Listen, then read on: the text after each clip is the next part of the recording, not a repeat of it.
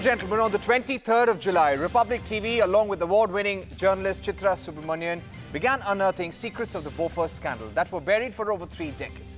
From chief investigator Sten Lindstrom's sensational interview on the then Bofors chief Martin Arbo's claims of Rajiv Gandhi's payment proposal to Olaf Palme, to the super-secret note showing how Parliament was betrayed and how Rajiv government extracted a clean chit from Bofors for himself and his entire family, the part-by-part expose rocked Parliament. And today we have details of a 1992 memorandum that was personally handed over by the former Foreign Minister Madhav Solanki to the Swiss government during the World Economic Forum in Davos.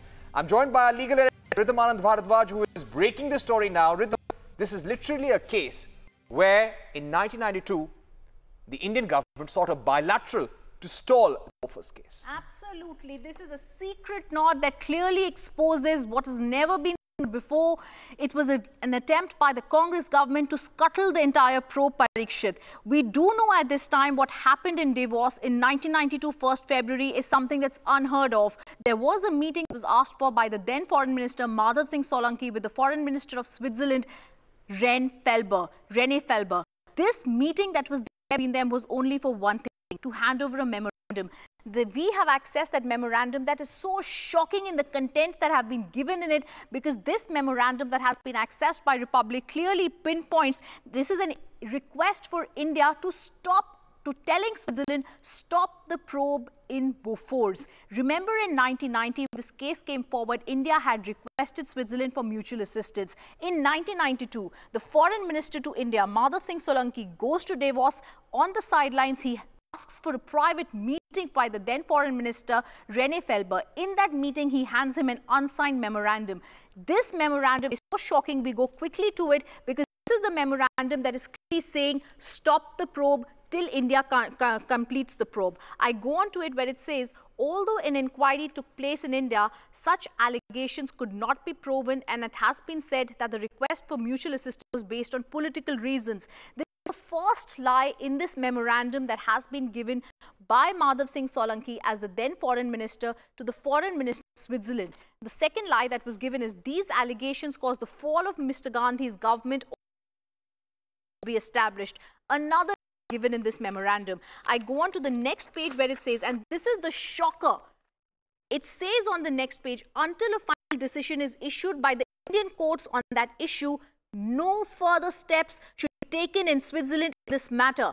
For the first time in this memorandum that has been accessed by Republic, we are getting an inside feel about what kind of claims are made by the Foreign Minister of India at that time, where he's clearly saying, do not continue the probe because we are telling you in Bofors case, Indian courts are continuing with that probe.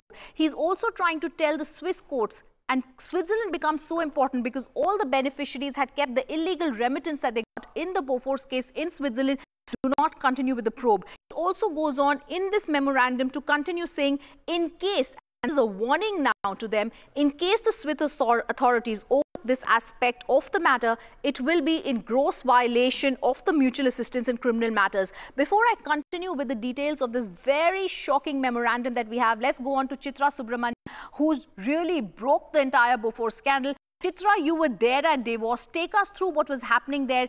Even this particular memorandum that was there earlier also, a clear shocker coming in right now.